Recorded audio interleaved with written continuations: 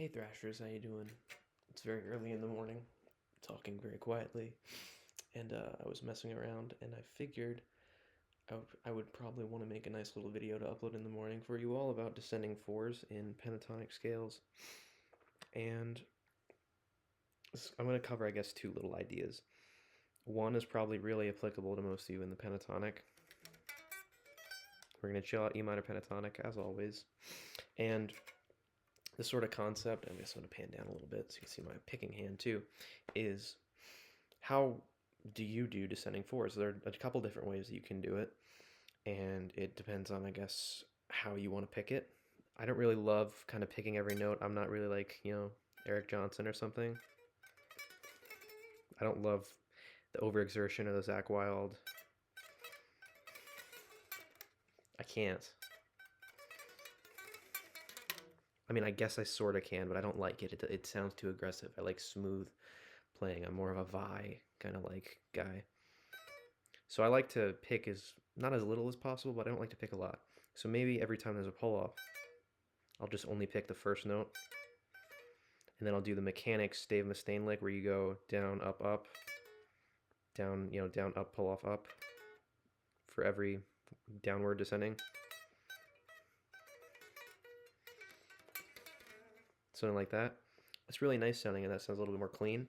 Maybe if you can throw in like a couple like little jittery movements, you can like down, pull off, up, down, and then carry that downward momentum into an economy pick to get you started again. I might just exercise that.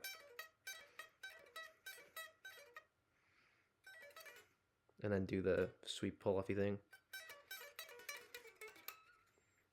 Whatever you want to do. Or my favorite, most interesting way is like doing position shifts. So maybe you slide down, and you do a slide, and then the mechanics thing.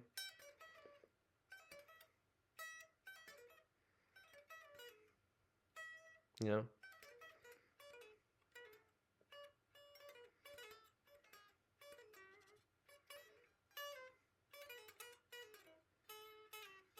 However, wherever you want to slide. I don't really slide too much.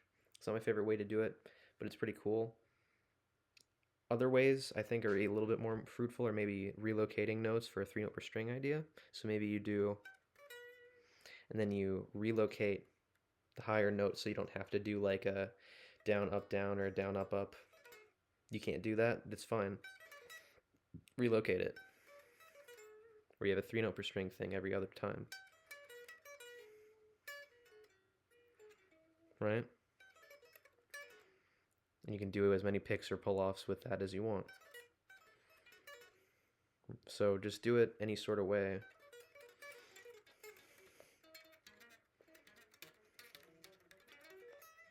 Any sort of way you think is really comfortable.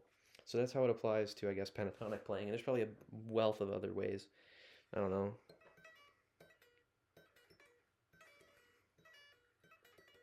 Right?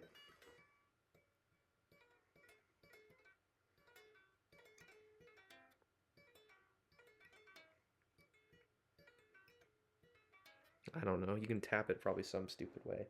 However you want to do it. Just figure out some sort of way. So there's that. And then this is a little for like more advanced players who know a little bit more, a few more scales. I guess it doesn't really matter where I do it. But let's say you're doing a Hirajoshi idea with this cool Japanesey sound.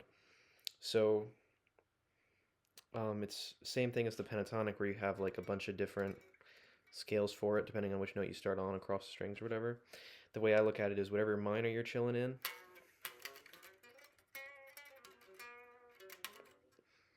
I look at a quick little tip for when you're in this version of it, whatever orientation this is, I forget. Where you have the 2-2 half step, whole step, and then the big stretch, and this big stretch across these strings, and then back to this here. My tip really kind of only really applies to backward fours, descending fours. So if you're doing a descending fours for this, some people really don't like to do this pointer finger shift you have to do here and going back. You know, it's not very easy, and depending on even how you pick it, you just require a lot of fast pointer finger movement.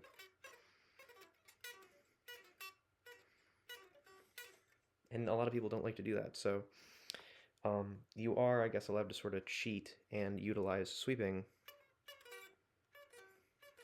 So I'm relocating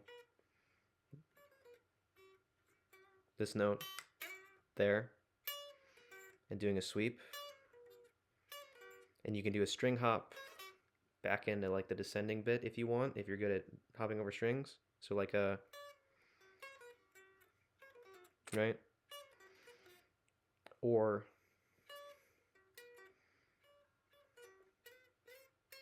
I don't think for this one it works as well to like shift up, but you could on this next one where you have to do it here. Instead of doing that idea, you do where you bring the pinky back. And then this one lends itself more well to, instead of doing a string hop, you can just stay over here.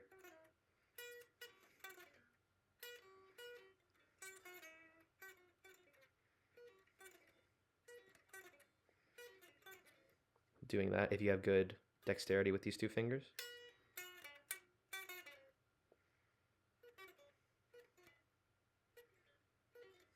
Figure out whichever way you want to do it.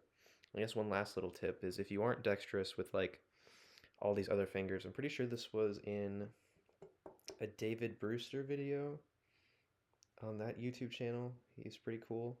It was a George Lynch idea where like scary stretches or whatever. I'm basically kind of just ripping that off with this exercise I'm going to show you where it's play the pentatonic scale without your pointer finger. Do it with these other fingers. It's not very easy at all. But it will totally like mess up your hand coordination if you're too used to tying your pointer finger to your picking like I am sometimes. So like do these, maybe you do these.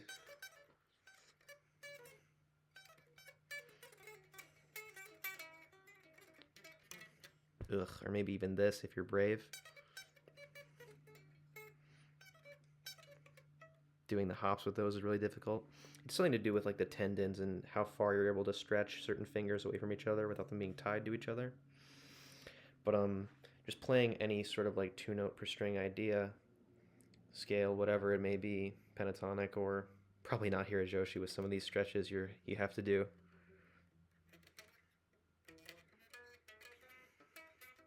Yeah, there's no way unless you do like a hop. Ugh. You get generally what I'm saying. Yeah, quick little 8-minute video, I guess, for all you people to watch in the morning. So listen to metal, play metal, be metal, whatever, and have a good start to your day. Practice a lot when you're done doing whatever the hell it is you do in your life throughout most of your day.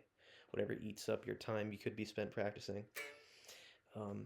Mess around with stuff like this. Play whenever you can, like at 3 or 4 in the morning, like I do sometimes when I can't sleep. So yeah,